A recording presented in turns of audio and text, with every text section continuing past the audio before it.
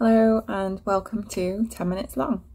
Today I'm going to talk to you a little bit about my weird love of unusual glass, and then I'm going to show you just something that I found that I'm just going to randomly make because I found something. One of the things that I've used in the past to create something funky is dough egg bits jars.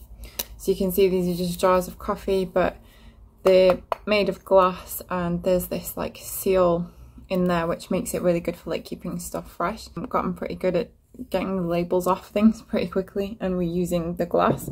And so just as an example, here is one I made earlier.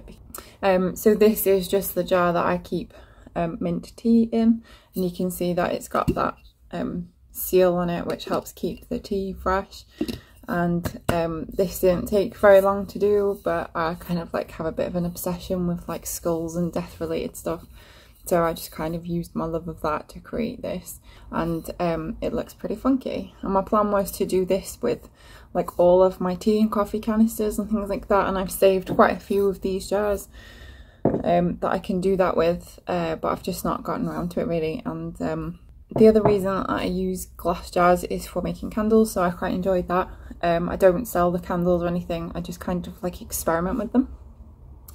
And one of my favourite ones is jam jars. So like this is an old jam jar, and you can see that like any sort of like extra special jam that you get from like any of the supermarkets will generally come in one of these jars.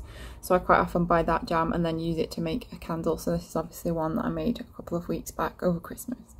And then just recently I found an unusual kind of jar from Roses, who make marmalade, and you can see that the jar has kind of this sort of like leafy pattern around it. So I thought that would be kind of cool for candle making and things, so I had a go at that. But this candle, before I show you, this candle didn't turn out quite as well as I planned, but you know, it's all about kind of like practicing. It'll still burn fine and it still smells really nice, but obviously it's not the best looking. But you can see that I've used that pretty glass jar for this candle. It was supposed to be like a black ombre, but the black was a little bit too reflective to really bring out the pattern in the jar, and I poured it a little bit too soon, so we had some sort of like cracking across here. But like I say, it'll still burn fine, it still smells good, it's still a huge candle. So I find nice bits of glass and just repurpose them, and sometimes it doesn't even have to be like, oh, that's a really nice looking glass. Sometimes it can just be something small, like this jar of pesto is quite tiny, as you can see, but once this is empty I think it'll make quite a cute candle because it's quite thin and, you know, skinny, and it kind of will look kind of cool, I think.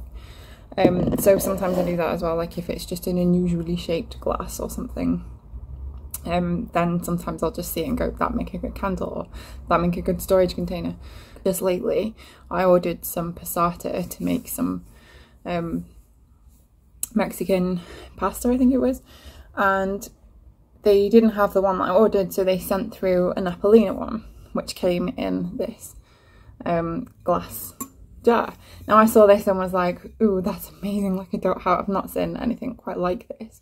I mean, maybe I've seen it like in my travels but not thought to pick that up. So anyway, I saw this and I thought this would be really good for storing lentils because my brain works that way, but just because it's got quite a wide mouth, and the lid of it looks kind of cool as well. You know, it's yeah, it's got writing on it, but you know, I could see that this would be pretty easy to cover up this writing.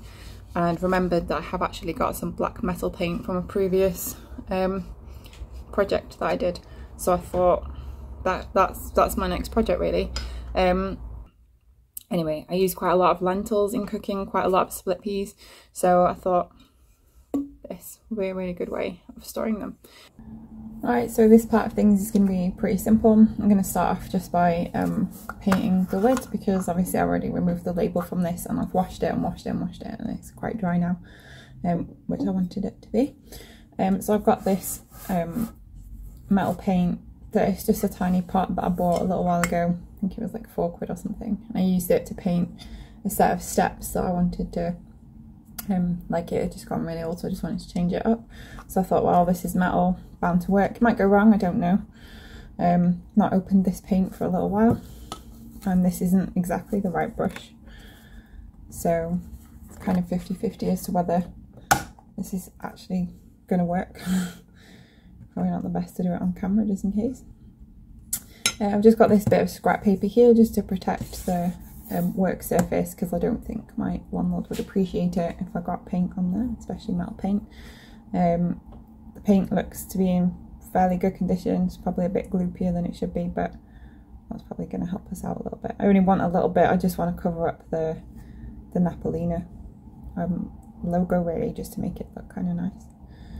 So I got a little bit of paint on here. I'll just give it a go. It's definitely a different colour to the rest of the lid.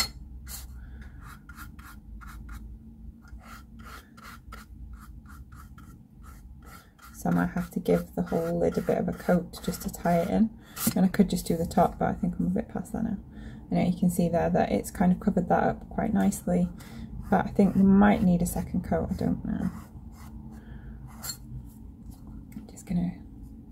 Painting is one of those things that you always think is going to be a lot more chill than it is.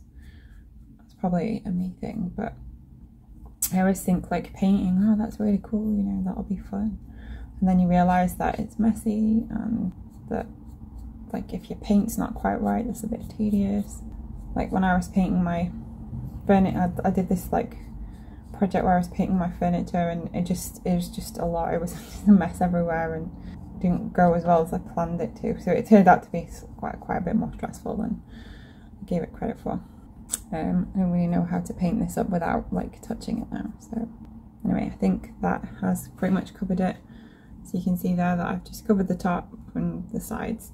It looks kind of liney at the moment, you know, but I think that's pretty normal for this kind of paint. Like it did on the furniture that I painted, and then it just sort of, you know, dried a bit smoother. But even if not, like as long as it's consistent, that's all I really care about, even if it dries a bit wonky. But as I said, for the furniture it didn't seem to. So now I just pop the lid back on there. And I'm just going to leave the lid to dry, and when it's dry we will put it together and put lentils in. And I'm just going to go and wash my hands because, yeah, I made a mess out of that. Alright, so here we are with the lid is finally dry, as you can see.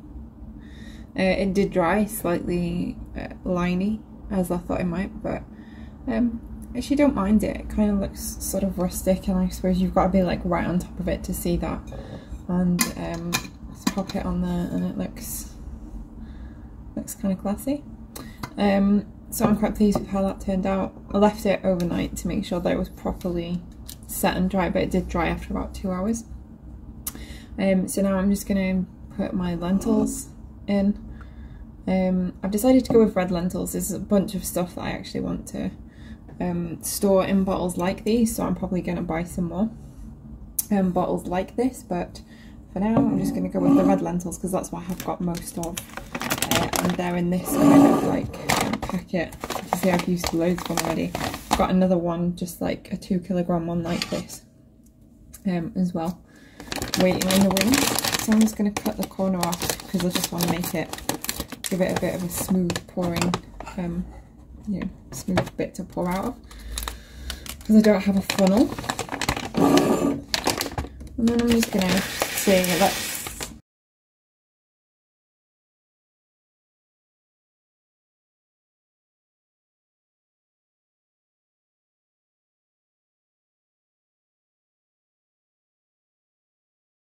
picking up these extra ones because I have just cleaned this work surface, so I don't mind sticking them in. But later, I think in a couple of weeks, I don't know, I've got a food plan, a food diary, and on my food diary is some red lentil kofta, so I'll be using red lentils then, so I'll be able to use up the remainder of these and probably some of these as well.